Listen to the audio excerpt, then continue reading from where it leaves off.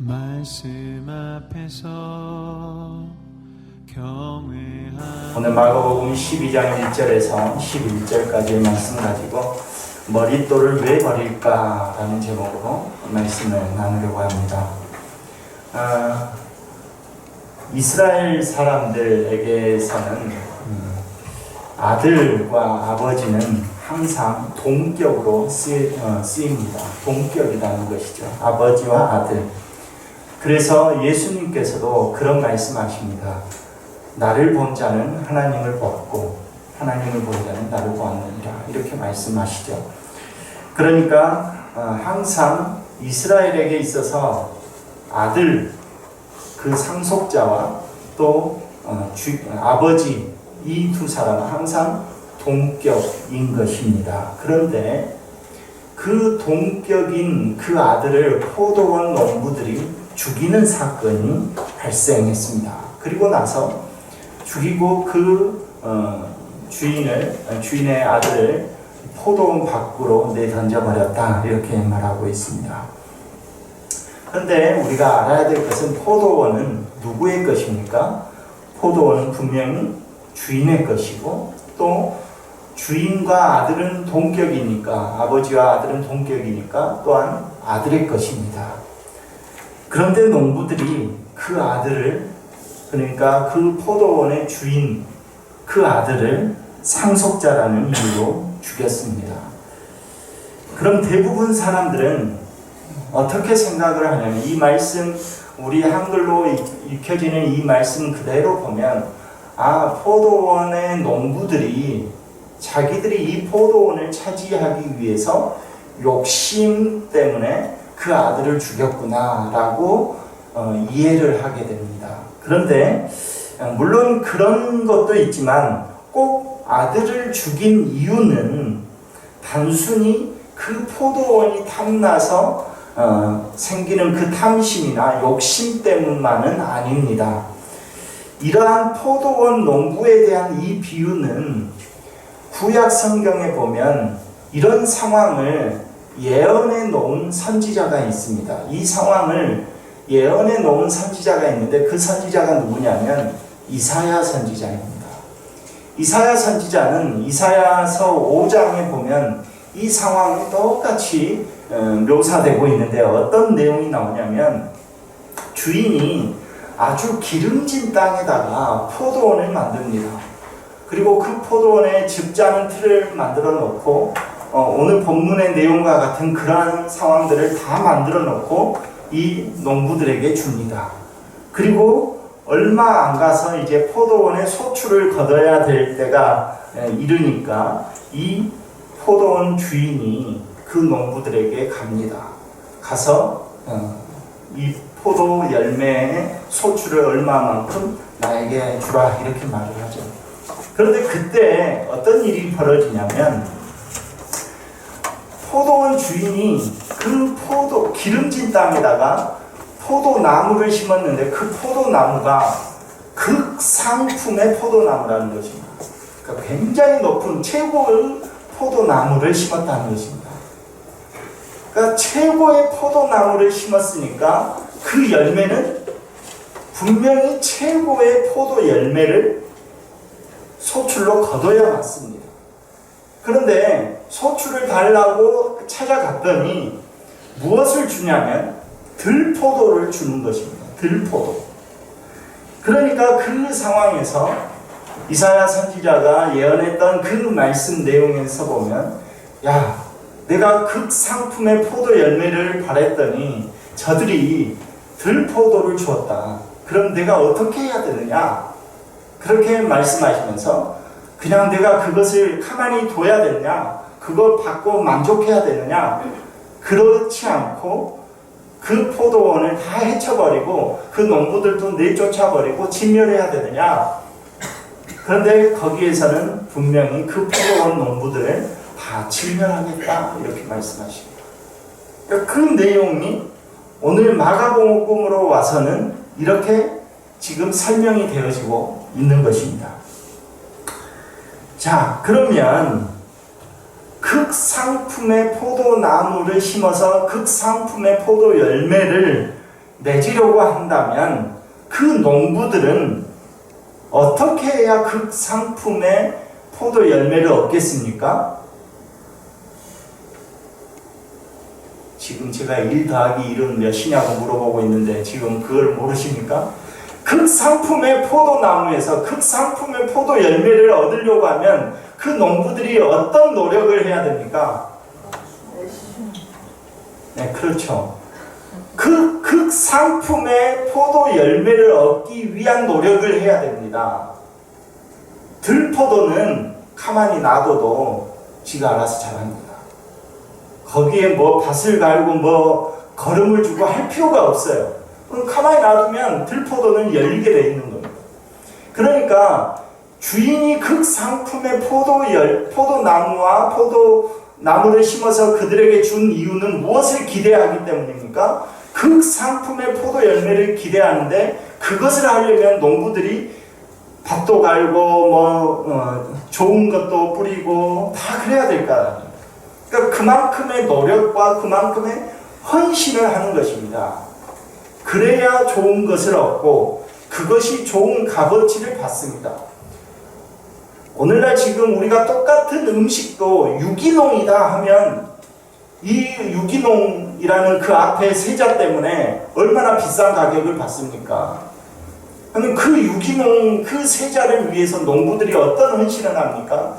농약도 치지 않고요. 다 일일이 손으로 피를 뽑아야 되고 다 노력을 엄청나게 하죠.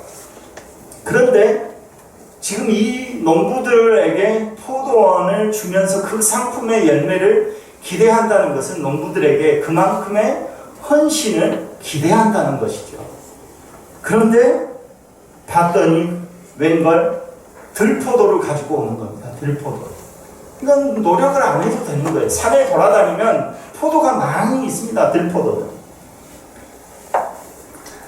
지금 그래서 오늘 본문에서도 그런 농부들에 대해서 심판의 말씀을 하고 있습니다.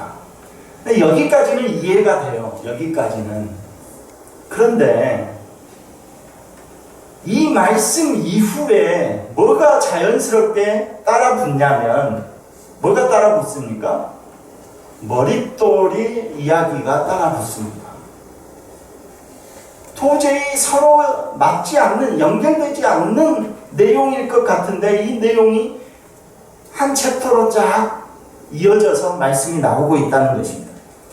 포도원 농부의 비유를 예수님께서 말씀하신 뒤에 전혀 연결할 수 없을 것 같던 이 건축자들이 벌인 머릿돌 이야기가 이어서 나오고 있는 것입니다. 여기서 건축자들은 그 당시에 종교 지도자들을 이야기합니다. 그리고 포도원 농부와 같은 사람으로 비유가 되고 있는 것이죠. 그런데 우리가 잘 아는 대로 머릿돌은 누구입니까? 누구를 비유하고 있는 거죠? 예수 그리스도를 비유하고 있습니다. 이스라엘에서 집을 지을 때는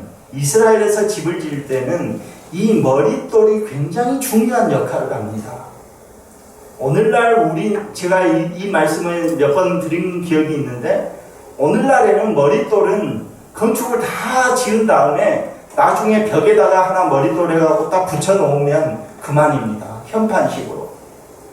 그런데 이 이스라엘에서는 그게 아니라 머릿돌은 굉장히 중요한 역할을 하는데 머릿돌의 크기만큼 집의 크기가 결정되어지고 머릿돌이 어떻게 생겼냐에 따라서 그 집의 설계 구조가 짜지는 것입니다. 왜냐하면 이스라엘에서는 머릿돌을 딱 하나 두면 그 머릿돌 위에다가 기둥과 벽체를 쌓아가기 시작합니다.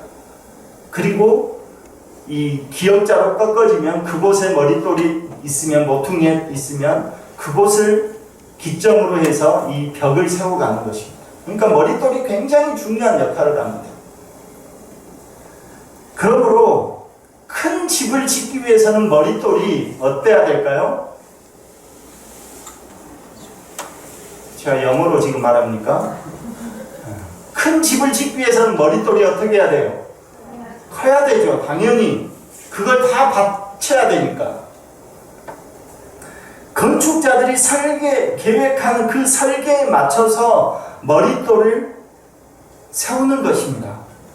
그렇다면 왜 건축자들은 이 예수라는 머릿돌을 버렸을까 하는 것입니다. 우리가 생각하기에는 예수라는 머릿돌만큼 중요한 돌이 없잖아요. 이 예수를 버리면 아무것도 안 지어질 것 같은 것인데 왜 건축자들은 이 예수라는 머릿돌을 버렸느냐 하는 것입니다. 그것은 그냥 답이 딱 나오잖아요. 주인이 지으려는 집의 구조와 그 내용, 그것을 생각하지 않았다는 것입니다. 주인이 건축자에게 이러한 집을 지어주십시오 하고 머릿돌을 딱 줬는데 이 건축자들은 자기들이 설계한 계획과 내용에 맞춰서 집을 짓기 위해서 주인이 준 머릿돌을 버렸다는 것이죠. 그들이 설계한 계획과 그림에 예수라는 머릿돌은 전혀 맞지 않았다는 것입니다. 그러니까 종교 지도자들이 생각할 때 이 예수라는 머릿돌은 괜히 분란만 일으키는 그런 머릿돌이었어요. 집도 제대로 안 지어질 그런 머릿돌이었다고 생각한 것이죠. 버린 것입니다. 그런데 건축주가 누굽니까? 건축주가 하나님입니다. 여러분, 건축주가 지어달라고 하는 대로 집을 짓는 것입니다. 건축주가 지어달라고 설계 도면을 준 대로 집을 짓는 거예요. 만약에 건축주가 지어달라고 한 그 설계 도면을 자기들 마음대로 뜯어 고쳐가지고 집을 지었다. 이제 집에 들어가서 이사를 해서 집에 들어가려고 하는데 보니까 내가 생각한 그 집이 아니에요. 그러면 어떻게 합니까? 돈을 못 줍니다. 다시 때려 붓고 다시 지어라 하는 것이죠. 그게 맞는 거예요. 앞선 포도원 농부의 비유에서 포도원 주인의 종들과 그 아들까지 죽인 이유가 뭡니까? 그러면 포도원 주인이 기대한 극상품의 그 열매와 농부들이 그 포도원을 통해서 얻고자 하는 소출의 그 열매가 서로 달랐기 때문입니다. 농부들은 아무 일 없이 그냥 열심히 일하지 않아도 들포도처럼 열리는, 그래도 극상품의 포도나무이기 때문에 아무것도 안 해도 그냥 산에서 흘러다니는 그런 포도, 그 들포도보다는 조금 더 낫겠죠. 그것이면 만족했다는 것입니다. 이 농부들은. 그것이면 된 것이었습니다. 그러니까 자기들의 생각과 포도원 주인이 기대하는 것과 전혀 달랐다는 것입니다. 주인의 기대에 맞는 열매를 위해서는 그 열매에 맞는 노력을 해야 됩니다. 그리고 그 열매에 맞는 헌신을 해야 되는 것입니다. 그게 당연한 것입니다. 그러니까 주인의 기대에 맞는 노력을 또는 그 헌신보다는 자신들이 쉽게 소출을 얻을 수 있는 그 방법에 더 만족한 것입니다. 왜 하나님께서 예수를 주셨을까 하는 것을 더 연구하고 그분의 말씀을 들으면서 어떻게 하면 저분이 구약의 말씀과 연결되어질까, 이런 것을 연구하지 않았어요. 종교 지도자들. 그냥 버리면 끝이었습니다. 자신들이 생각하는 열매와 또 건축자들이 생각하는 그 설계 내용이 주인의 기대와는 전혀 달랐던 것입니다.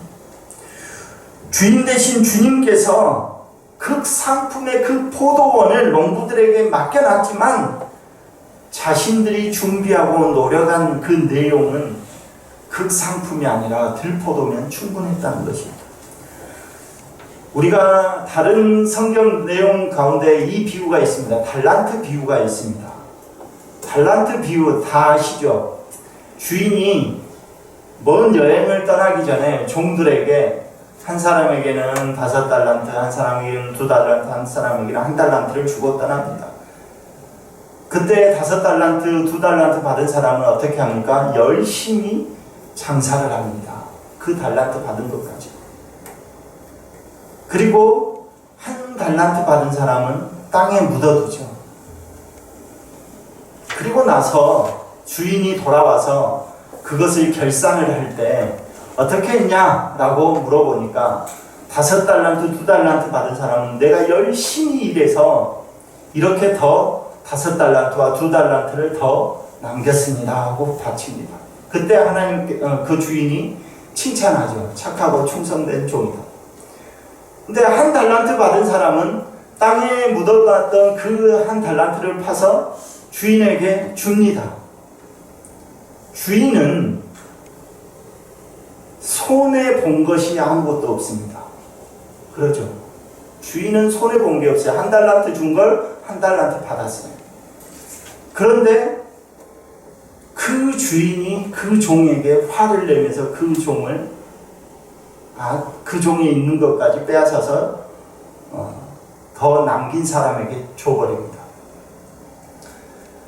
그런데 그 한 달란트 받은 사람의 입장에서는 충분히 이해될 만한 이야기가 있어요. 아니, 주인은 내가 평상시에 보니까 너무나 엄격한 주인이어서 만약에 내가 장사를 하다가 이거 다 날려버리면 주인에게 혼날까봐 내가 땅에 묻어뒀습니다. 이렇게 말을 합니다. 충분히 이해되는 말입니다. 자기 돈이 아니니까 그걸 잘 지켰습니다. 그런데 주인의 입장에서 한번 생각을 해보면 그 한 달란트를 왜 줬을까요? 한 달란트 줬다가 한 달란트 그대로 받을 것 같으면 주인이 뭐하러 그 종에게 한 달란트를 줬을까요? 차라리 주인의 말처럼 내가 은행에다가 맡겨놓고 여행 떠났다가 오면 이자라도 붙어있지. 그건 뭘까요? 결국 한 달란트를 가지고 정말 그 종이 평생 일해도 한 달란트를 가질 수 없는 그 달란트를 준 이유는 그 한 달란트를 가지고 열심히 노력해서 또 열심히 헌신해서 살아봐라 하는 것 아닙니까? 돈을 남기든지 남기지 않든지 그건 상관하지 않고 이거 가지고 너가 얼마나 열심히 주인이 준 것 가지고 얼마나 열심히 헌신하고 노력했느냐 하는 것을 보고자 하는 거죠. 그러니까 그래서 충성된 종이라고 말을 하는 겁니다. 주인이 준 것에 대해서 충분히 이해하고 순종하기 때문에. 그런데 이 종은 아무것도 하지 않는 겁니다. 들포도를 맺는 것에 만족한 것이죠. 하나님께서 머릿돌 대신 예수님을 주실 때에는 주님이 계획하신 것이 있습니다. 주님이 계획하신 것이 있고 또 그 건물이 어떻게 지어져야 쓸모가 있는지 다 섭리하시고 주신 것입니다. 그런데 예수님이라는 이 머릿돌을 건축자들이 버려버립니다. 집을 짓는데 이것은 쓸모없는 거라고 생각하기 때문입니다. 결국 포도원 농부의 비유와 이 머릿돌의 이 비유는 하나인 것입니다. 뭡니까? 내가 생각하는 대로 사느냐, 주인이 맡겨준 것대로 사느냐 하는 것입니다. 주인이 맡긴 것보다 훨씬 포도원 농부들이 포도에 대해서 잘 아니까 자기들 생각이 있을 수도 있어요. 또 건축자들은 매일 집을 짓는 사람들이기 때문에 건축주, 즉 주인이 준 머릿돌보다 이 머릿돌을 사용해야, 자기들이 사용하는 머릿돌을 사용해야 더 집이 잘 지어진다는 것을 훨씬 더 잘 알 수 있어요. 그럼에도 불구하고 이 말씀을 하시는 것은 너의 생각이 아니라 주인의 생각대로 순종하느냐 안 하느냐 하는 것입니다. 물론 너가 훨씬 포도에 대해서, 집에 대해서 잘 알 수 있다. 너가 말하는 그 방법이 훨씬 더 좋은 방법일 수 있다. 그러나 그 집과 그 포도원은 누구 것입니까? 여러분 것 아닙니다. 제 것도 아닙니다. 하나님의 것입니다. 주인이 있습니다. 우리는 청직이라는 것이죠. 그렇다면 주인의 말에 순종해야 된다는 것입니다. 내가 생각한 것, 그것이 훨씬 더 좋을 수 있다니까요. 그러나 주님께서는 내가 주인이다, 내가 주인이다 말씀하십니다. 주인의 뜻에 순종해야 되는 것입니다. 주인의 뜻이라고 한다면 조금 불합리해 보이더라도, 조금 그것이 내 생각과 맞지 않더라도 주인의 계획, 주인이 생각한 그 계획을 믿고 순종하는 훈련을 먼저 해야 된다는 것입니다. 순종의 훈련이 몸에 배어있지 않으면 항상 이 문제는 튀어나옵니다. 주님께서 이 머리돌을 주실 때 이것보다는 이것이 더 낫다니까요, 주님. 늘 이런 생각을 가질 수밖에 없는 거예요. 순종의 훈련이 몸에 배어있지 않으면 항상 그런 방식으로 일을 하게 되어 있습니다. 종교 지도자들이 다 그렇게 일을 했어요. 순종의 훈련이 몸에 배어있지 않으면 항상 주님께 칭찬받는 종이 될 수가 없다는 것입니다. 청지기로서 맡겨진 그 사역을 잘 감당할 수가 없다는 것입니다. 오늘 사랑하는 우리 유한의 성도들이 모두 정말 하나님이 기뻐하시는 그런 청지기가 됐으면 굉장히 좋겠습니다. 주인을 믿고, 주인이 왜 이렇게 하라고 했는지를 믿고, 포도원에서 그 상품의 열매를 날마다 소출로 거두어 드릴 수 있는 그런 우리 유한의 성도들 다 되시기를 간절히 소망합니다.